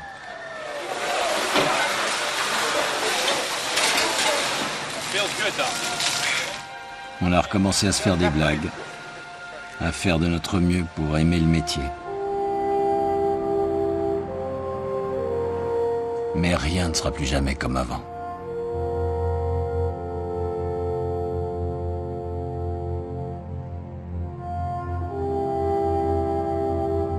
Every now and then still wonder, is it really true, you know? I know it happened, but I don't know, how do you deal with something like this? It's the 11th every day for me when I wake up. Do you want the new tape? As for Jules and Gideon, it's strange how things work out. In the beginning, they came to me and they said, let's make a documentary about a boy becoming a man during his 9-month probationary period. Turns out Tony became a man in about 9 hours, trying to help out on 9/11. You know how you can tell that? He's not bragging about it. It said to Bill. We were the only ones on the ticket. It said to Bill 1075. Do I feel like it's given me more of a sense of self-worth? Yes. Has it made me a man? No. What's a man?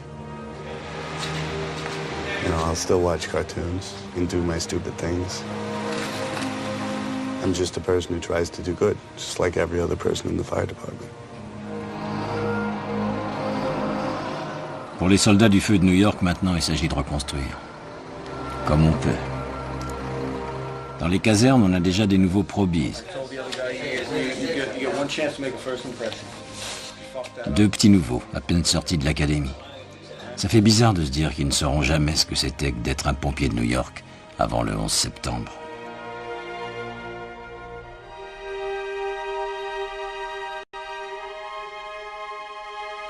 Et ils ne comprendront jamais vraiment ce que nous avons perdu ce jour-là.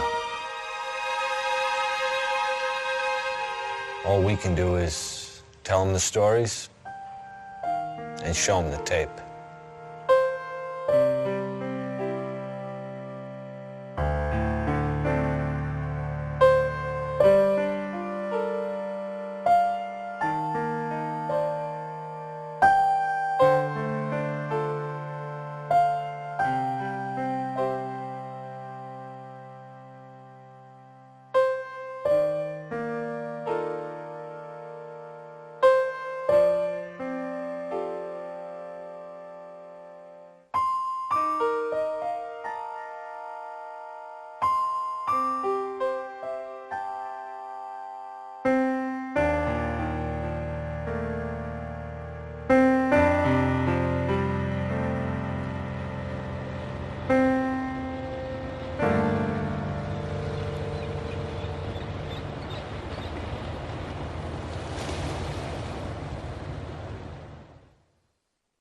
The valley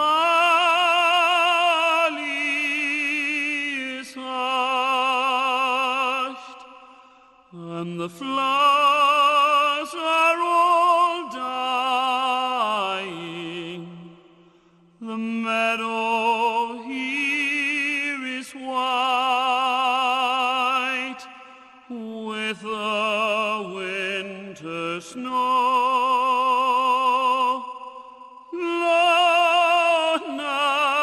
I stand in the place where Danny's lying. I say a silent prayer. Somehow I know He hears me there. So soft I thread above him, so now he sleeps in peace.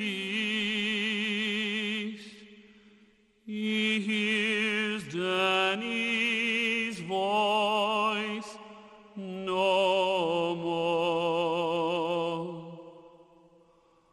Oh, Danny boy, the pipes are calling from glen to glen and down the mountainside. The the summer's gone, and all the flowers are dying. 'Tis you, must go and I must bide. But come you're back when summer's in the meadow, or when the valley's hushed and white with snow. 'Tis I'll be here in sunshine or in shadow. Oh, Danny boy,